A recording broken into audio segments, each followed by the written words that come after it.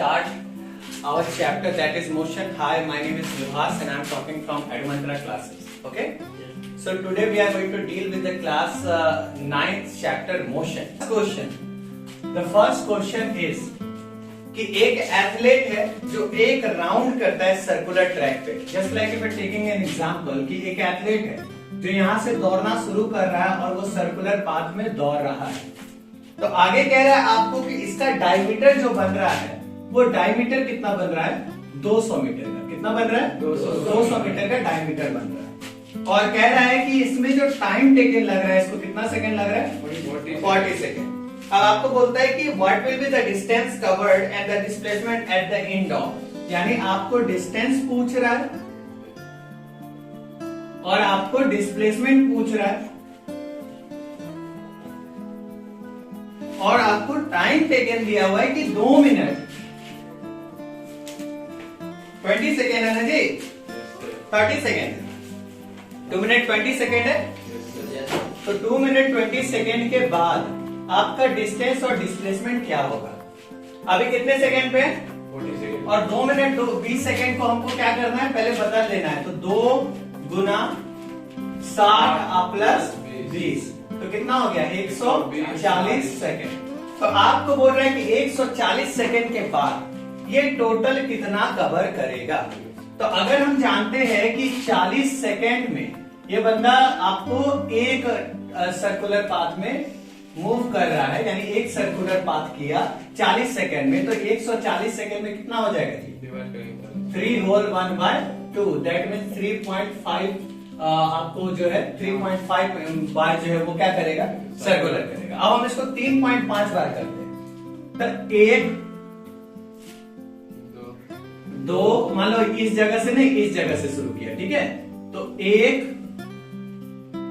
2 3 और फिर आधा यानी इस पॉइंट पे. अब गौर करना कि ये पॉइंट इसका क्या है इनिशियल और ये पॉइंट इसका क्या है फाइनल. अब आपसे कह रहे हैं कि इनिशियल और फाइनल पॉइंट के बीच की डिस्प्लेसमेंट. हमें पढ़ा है कि डिस्टेंस जो होता है वो हमेशा लॉन्गेस्ट पाथ होता है और उसी तरह डिस्प्लेसमेंट हमेशा क्या होता है शॉर्टेस्ट पाथ होता है. तो हम डिस्टेंस खोजने से पहले डिस्प्लेसमेंट बड़े आराम से खोज सकते हैं कि इनिशियल और फाइनल पॉइंट के बीच का सबसे शॉर्टेस्ट दूरी 200 मीटर है. तो डिस्प्लेसमेंट हमें पता चल गया कितना है. लेकिन अब हमें खोजना क्या है डिस्टेंस. तो डिस्टेंस बराबर एक सर्किल के लिए फॉर्मूला होता है क्या भाई 2 पाई r. लेकिन अभी आपको 3.5 सर्कुलर किया है तो उसको क्या करेंगे यानी 3.5 से क्या कर देंगे मल्टीप्लाई कर देंगे 2 into 22/7. और आप बताओ अगर डायमीटर 200 मीटर है तो रेडियस बराबर क्या हो जाएगा d/2. तो यानी रेडियस बराबर 200/2 यानी कितना हो गया 100. तो रेडियस आपको निकल गया 100. तो यहाँ पे रेडियस कितना जोड़ देंगे और टोटल का वैल्यू आप लोग जोड़ के बताइए कितना आता है. टोटल का वैल्यू आता है 2200 मीटर. तो इस तरीके से हम बता सकते हैं कि अगर कोई एथलीट एक राउंड 40 सेकेंड में ऑब्टेन कर रहा है तो 2 मिनट 20 सेकेंड यानी 140 सेकेंड में वो बंदा 3.5 राउंड मारेगा और 3.5 राउंड का डिस्टेंस हमारा 2200 मीटर होगा और डिस्प्लेसमेंट हमारा कितना होगा 200 मीटर. तो हमारा पहला सवाल क्लियर है. इसको डाउट है इसमें आगे बढ़े. चलिए ठीक है. आगे कहते हैं बच्चों की जोसेफ जो है वो जॉब करते हैं यानी सेकंड नंबर का क्वेश्चन देखिए. सेकंड नंबर का क्वेश्चन क्या है. जोसेफ जो है एक एंड ए से बी पॉइंट तक 300 मीटर का दौड़ करता है. मान लीजिए एक पॉइंट बना देते हैं क्या बच्चों ए और दूसरा पॉइंट क्या बना देते हैं बी. तो कहता है ए से बी तक जो इसने कवर किया डिस्टेंस वो कितना है 300 मीटर है. ये 300 मीटर क्या है इसका डिस्टेंस है. और इसको कवर करने में ये कितना टाइम लगा रहा है टाइम लगा रहा है आपको 2 मिनट 30 सेकेंड. कितना लगा रहा है 2 मिनट 30 सेकेंड. आगे कह रहा है बच्चों कि यह क्या करता है फिर वापस टर्न लेता है और 100 मीटर पीछे आता है. तो मान लो टर्न वापस इधर से इधर दो. जैसे एग्जांपल में हम क्या करते हैं कि 300 मीटर को 3 टुकड़े बांटते हैं. ये मान लो 100 मीटर ये मान लो 100 मीटर और ये भी मान लो 100 मीटर. तो ये ए से बी तक 100 100 100 यानी 300 मीटर और कह रहा है कि ये दौड़ने के बाद 300 मीटर के बाद 2 मिनट 50 सेकंड के बाद ये वापस टर्न लेता है और 100 मीटर पीछे आता है। तो बी पोजीशन से ये वापस 100 मीटर आया, 100 मीटर इसने कवर किया। तो हमने ये पढ़ा है कि डिस्टेंस कभी भी रिवर्सिंग नहीं होता। डिस्टेंस रिवर्सिंग दैट मीन्स कि डिस्टेंस का वैल्यू हमेशा पॉजिटिव होता है, चाहे तुम कहीं से भी शुरू करो। अगर गाड़ी हम इस जगह से चलाना शुरू करेंगे और इस जगह से हम कितना भी दूर घूम के आएंगे, वापस इसी जगह पे आएंगे, तो भी मेरा डिस्टेंस क्या होगा, बढ़ा हुआ होगा। जैसे एग्जांपल में यहाँ से हम 200 किलोमीटर चले, फिर 200 किलोमीटर के बाद 50 किलोमीटर और उधर गए, फिर 250 किलोमीटर वापस चल के आए, तो बोलो मैंने कितना डिस्टेंस कवर किया, बोलो 500 किलोमीटर कवर किया। तो डिस्टेंस कभी भी बेटा निगेटिव नहीं हो सकता, डिस्टेंस जीरो नहीं हो सकता। तो इस हिसाब से अगर मैं बोलूं, इसमें आगे बोलता है कि 100 मीटर बैक गया है और इस 100 मीटर बैक होने में इसका टाइम कितना लगा है, 1 मिनट लगा है। कितना लगा है, 1 मिनट। तो अब आपसे पूछता है कि what are Joseph's average speed, यानी एवरेज स्पीड ऑफ जोसेफ खोजना, ठीक है ना, एवरेज स्पीड ऑफ जोसेफ बराबर क्वेश्चन मार्क। आगे बोल रहा है what are the Joseph velocity in jogging, यानी आपको वेलोसिटी भी खोजना है ना जी, तो एवरेज वेलोसिटी खोजना है ना, good, average velocity of Joseph, यानी हमें दोनों खोजना है, एवरेज स्पीड ऑफ जोसेफ और एवरेज वेलोसिटी ऑफ जोसेफ। बच्चों इसको 2010 में सीबीएसई में पूछा भी गया है। तो फ्रॉम ए टू बी, यानी आपको कह रहा है number 1 from A to B आप खोजो, और number B from A to C. अब सबसे पहले बताइए बच्चों कि हमें पता है कि अगर हम यहाँ पे मान लेते हैं कि इसका डिस्टेंस, ये तो आपको दिया हुआ है डिस्टेंस दिया हुआ है ना 300 मीटर, और आपसे बोल रहा है कि मान लो कि motion from A to B अगर हम बात करेंगे बच्चों सीधे, तो motion from A to B बताइए कि ए से बी तक जाने के लिए जो एवरेज स्पीड होगा, वो एवरेज स्पीड बराबर क्या होगा, S total upon T total, ठीक है, S total upon T total. तो बताइए एस टोटल कितना है, 100, 200, 300, और ए से बी तक की बात कर रहे हैं, तो ए पोजीशन से बी पोजीशन तक की दूरी 300 मीटर है, 300। और बताए टी टोटल कितना होगा, तो इसके लिए हमें क्या करना होगा, 2 मिनट सेकेंड को बनाना होगा, 2 गुना 60 प्लस 30, तो कितना हो गया, 60 गुना तो 120, और 120 प्लस 30 150 सेकेंड। तो टी टोटल कितना आया है, तो काट देंगे कितनी आ जाए, तो यू एवरेज आ गया आपको 2 मीटर पर सेकेंड। कोई दिक्कत? अब हमें पता क्या करना है, मोशन ए से बी हमें पता चल गया, अब हमें पता करना है इसका एवरेज वेलोसिटी, मोशन ए से बी का एवरेज वेलोसिटी पता करना है। तो बोलो डिस्प्लेसमेंट तो है ना जी, तो चलिए इसको हम कवर कर देते हैं। नेक्स्ट देखिए एवरेज वेलोसिटी यानी यू वेलोसिटी बराबर क्या होता है बच्चों, एस टोटल, मैंने यहाँ पे एस टोटल क्या हो जाएगा, डिस्प्लेसमेंट हो जाएगा, total displacement upon T total मतलब टोटल टाइम टेकन। तो बोलिए यहाँ पे भी डिस्प्लेसमेंट तो इसका स्ट्रेट पाथ में है, और हमने कहा है कि डिस्प्लेसमेंट का हमेशा डायरेक्शन होता है।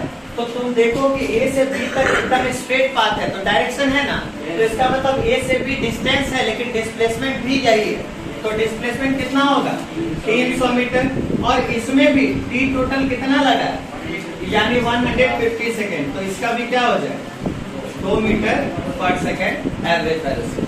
तो ये तो आपको motion from A to B हो गया। आगे कह रहा है कि motion from A to C भी खोजिए, कोई दिक्कत? तो एक बात बताओ, ए टू बी हमारे समझ में आ गया, अब मोशन फ्रॉम ए टू सी कर, motion from A to C. अब बताए कि ए टू सी के लिए भी हमें क्या बोलता है, एवरेज स्पीड और एवरेज वेलोसिटी खोजना है। तो इसका भी यू एवरेज का मतलब S total upon T total. ध्यान देना है कि यहाँ पे एस टोटल एक्चुअली में डिस्टेंस होगा, टोटल डिस्टेंस। तो बताओ ए से सी तक, ठीक है, ए से सी तक, क्योंकि ये जो पोजीशन है क्या है, सी। तो ए से सी तक में इसमें कितना डिस्टेंस, 400 मीटर। अब बताइए टी टोटल कितना लगा, 2 मिनट 30 सेकंड में 1 मिनट को क्या करना होगा बच्चों, 1 मिनट जोड़ देना होगा। तो बताइए कि 2 मिनट 30 सेकंड 150 था, और उसके बाद 1 मिनट और देना है, यानी कितना हो जाएगा 210 सेकंड हो जाएगा। तो 210 सेकंड से हमने क्या कर देना है, डिवाइड कर देना है। 0 कट गया, 40/21 बचा। बोलिए कितना होगा बच्चों? 1.90 मीटर पर सेकेंड आपको एवरेज स्पीड आ गया। कोई दिक्कत? अगर हम बात करते हैं इसके एवरेज वेलोसिटी की, तो एवरेज वेलोसिटी का मतलब आपको पता है S total upon V total, और यहाँ पे S क्या है बच्चों? यहाँ पे S है डिस्प्लेसमेंट। तब बताइए कि A से B तक गया कितना मीटर, और B से वापस आ गया 100 मीटर पीछे, तो बताइए A से C तक का इसका डिस्प्लेसमेंट कितना होगा? क्योंकि सोच के देखिए कि A से B गया और B से वापस C पे आया, तो A से C आपको क्या होगा? A इनिशियल और C क्या होगा? फाइनल। तो फाइनल और इनिशियल के बीच का दूरी 200 मीटर हो, तो इस हिसाब से इसका टोटल डिस्प्लेसमेंट कितना हो जाएगा? 200। और टाइम टेकन देखिए 3 डिस्टेंस टाइम ग्राफ दिया हुआ है। एक डिस्टेंस टाइम ग्राफ किसको कहते हैं भाई? जिसमें आपको टाइम रिलेशन में दिया रहता है और डिस्टेंस एज अ कंपैरिजन में, इस तरफ डिस्टेंस और इस तरफ टाइम दिया गया, और हमें पता है डिस्टेंस टाइम ग्राफ का स्लोप क्या बताता है? स्पीड बताता है। इसी तरह वेलोसिटी टाइम ग्राफ का स्लोप एक्सेलरेशन बताएगा। तो अब यहाँ पे सवाल उठता है कि 3 लाइन दिया हुआ है, एक लाइन यहाँ से शुरू हुआ है और सीधे चला गया, इसको क्या हमने माना है? B। एक लाइन यहाँ से शुरू हुआ और ये सीधे चला गया, इसको क्या माना हमने? C माना। और एक लाइन इधर से सीधे चला गया, इसको क्या माना? A।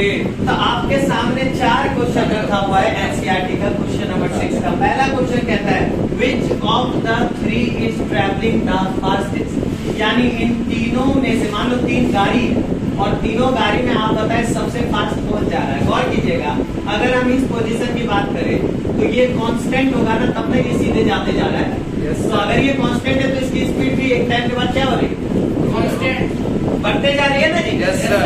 अब दूसरा देखो, यहाँ पे पोजीशन में आप C नंबर का देखो, C नंबर ने इस पोजीशन से शुरू किया है, धीरे धीरे यहाँ पे गया है। B पोजीशन मतलब A पोजीशन यहाँ से शुरू किया और यहाँ चला गया। इस हिसाब से हम देख पा रहे हैं कि कांस्टेंटली जिसमें सबसे ज्यादा बढ़ोतरी हो रही है वो कौन सा लाइन है? B। तो बताओ इनमें से सबसे फास्टेस्ट कौन ट्रेवल कर रहा है? B ट्रेवल कर रहा है। आगे कह रहा है are all the 3 ever at the same point on the road, क्या ये तीनों कभी भी सेम आए? देखो अगर हम किसी रोड पे चल रहे हैं और हम किसी के साथ चल रहे हैं, तो हम उसके साथ अगर चल रहे हैं तो इसका मतलब वो बंदा मेरे साथ होगा। दैट मीन्स अगर वो अलग गाड़ी से, तो भी मेरी जितनी गाड़ी की स्पीड होगी उसकी भी होगी, और हम दोनों एक ही रोड पे चल रहे होंगे, तब हम कहेंगे कि हम दोनों सेम चल रहे हैं। लेकिन यहाँ पे तीनों लाइन देखो, तीनों गाड़ियों को देखो, क्या ये तीनों गाड़ी आपको लगता है किसी भी पॉइंट पे सेम पॉइंट लिखा होगा रोड पे? नहीं होगा, क्योंकि तीनों का डायरेक्शन अलग और तीनों चलते जा रहे हैं और तीनों का कोई भी मीटिंग पॉइंट नहीं है। इसीलिए इसमें क्या होगा? नन ऑफ दिस, है ना, none of the 3 ever meet at same point, कोई भी इनमें से सेम पॉइंट पे मीट नहीं करेगा। क्लियर है? Yes sir. चलो थर्ड, इसमें न्यूमेरिकल है नहीं, सिर्फ वही है, वैल्यू समझना है। तीसरा कहता है how far has C travelled when B passes A.